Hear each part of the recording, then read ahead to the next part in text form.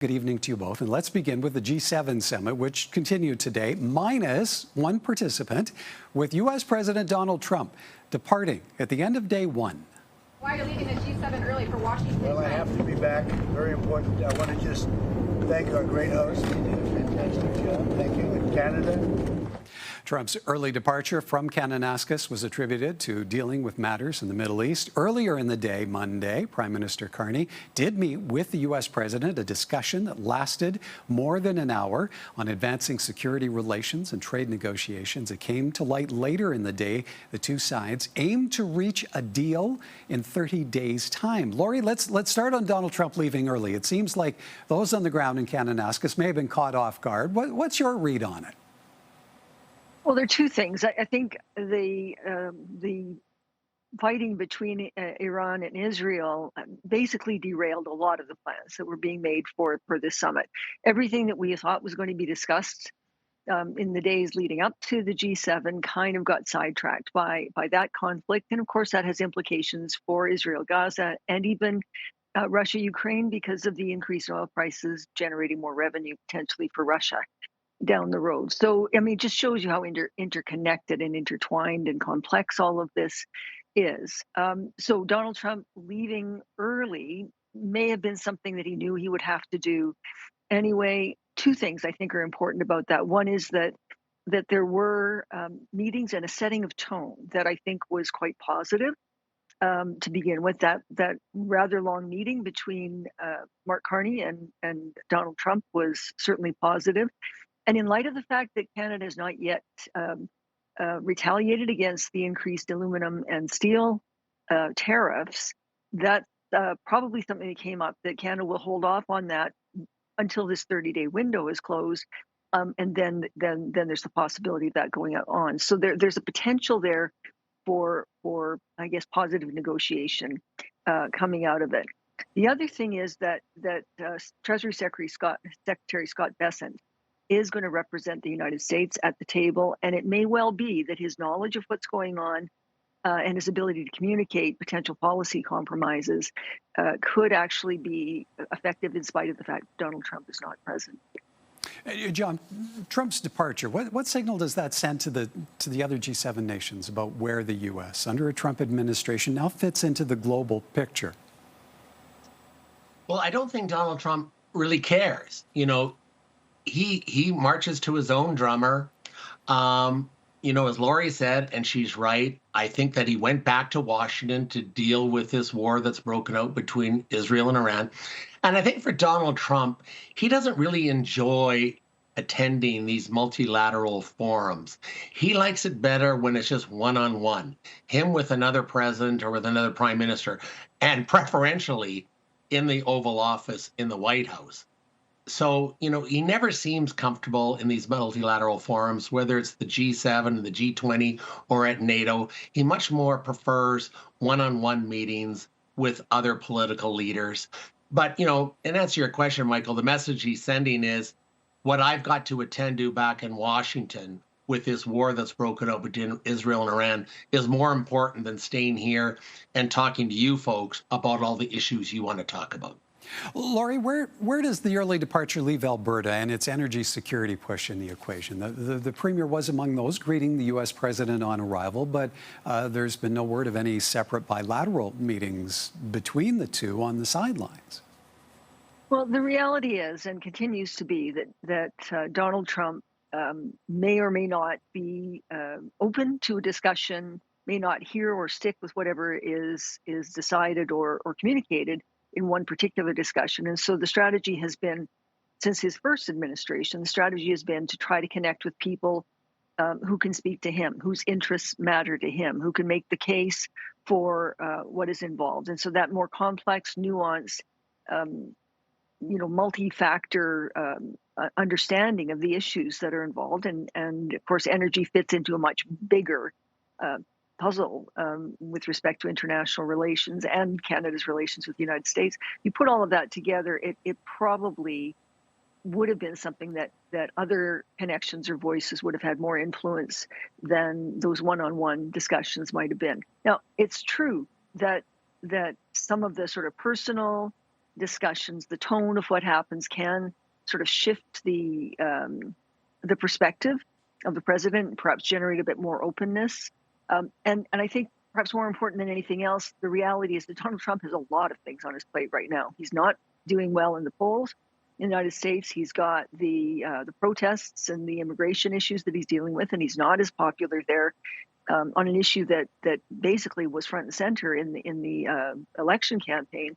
And he's not doing well internationally, and it's costing. This international trade volatility is costing the United States as well. So there's, in some senses, an opening to set a foundation upon which to start dialing down some of the more damaging international things that are going on, start to negotiate mutual advantages or reciprocal benefits between Canada and the United States. And if that tone is set, then there's an opening for those who are still involved in the talks to actually nail down details. So, John, where Canada is concerned then, the signal of accelerated talks on an economic and security deal in the wake of that one-on-one sit-down with Mark Carney, 30-day time frame on ending the trade war.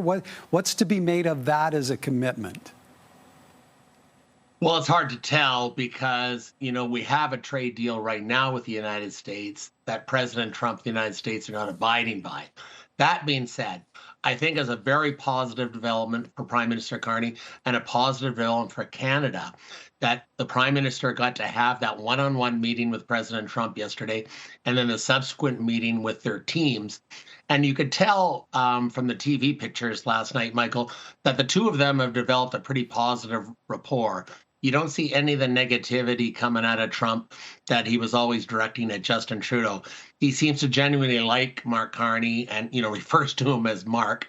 But, the fact that they were able to come up with this arrangement that Canada and the United States are going to negotiate a new economic and security agreement within 30 days, so sometime by the middle of July, that's a positive development. But, as we know with Donald Trump, he's very mercurial, very unpredictable. So we'll see where it goes. But, from Mark Carney's point of view, I think he did well to have his one-on-one meeting with President Trump yesterday and to get this agreement from the Americans. Okay, one last question, Laurie, to you. The U.S. president sporting his own Canada-U.S. pin and it reportedly stayed on his lapel right through the whole of the day. Could it be that the whole 51st state annexation thing is now a memory? Well, who knows what Donald Trump is going to say tomorrow, but I think that the fact that there was the meeting, the statements that were made, including sort of we are somewhat different on this issue of tariffs, but the fact that he described Mark Carney's position as, I think, something like more complex or nuanced, it sounded to me, in addition to a sort of a mutual liking between these two leaders, a respect being expressed by Donald Trump toward Mark Carney, and an openness to actually be sort of partners rather than adversaries. And again, much can happen in terms of what that's going to mean with the actual deals that are struck, the existence or absence of tariffs, or even the rate of tariffs that might be in place. But again, that tone, that foundation, that relational bit, when we see that Donald Trump is always described as being highly transactional, that does suggest that there's room for at least some hope. And then the relationship with other leaders, other countries, other economic and security interests suggests that Canada's reliance on the United States will be blunted to some degree by the growing of other relationships. So, baby steps, but certainly moves in a more positive or hopeful direction. We heard from the group Friends of Medicare off the top this evening on the Alberta government's decision to begin charging for COVID-19 vaccinations this fall. Here's how the opposition is responding.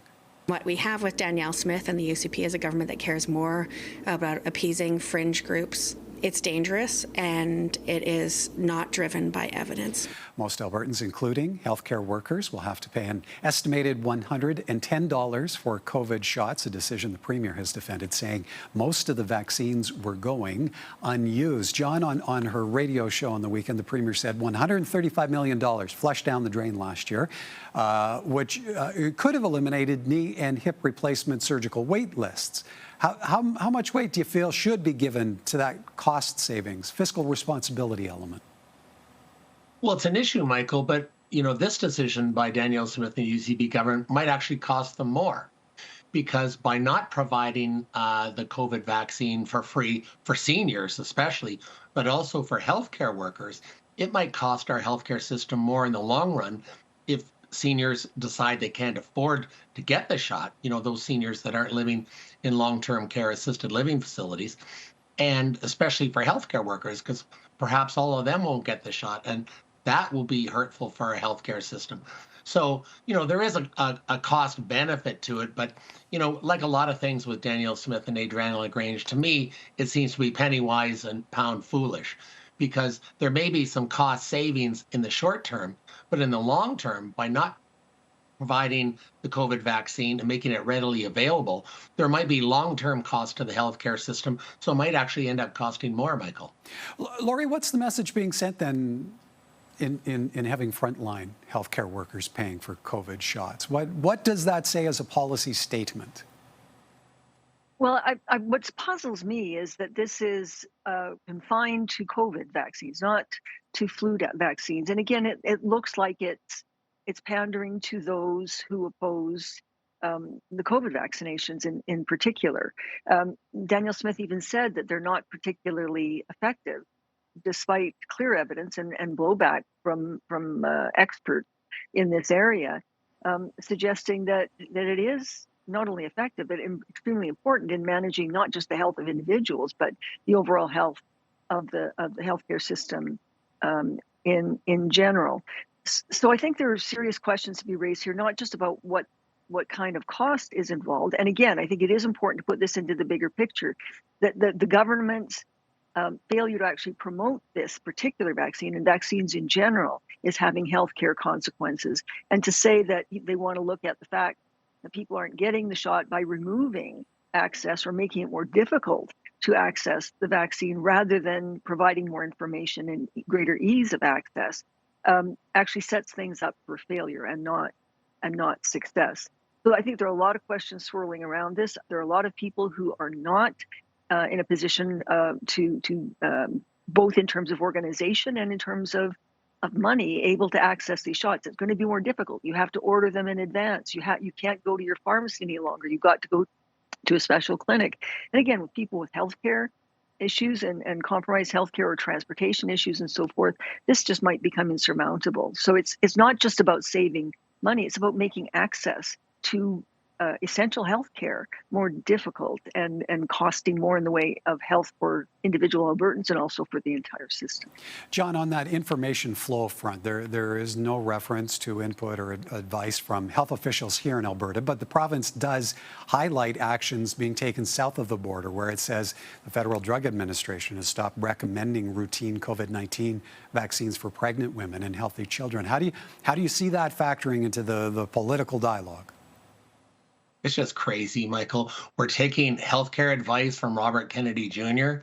and with his anti-vaccine stance and positions, it's ridiculous. We should be listening to the healthcare experts, people like Lenore Saxon and Lorianne Hardcastle, the healthcare experts you have on this show on a regular basis.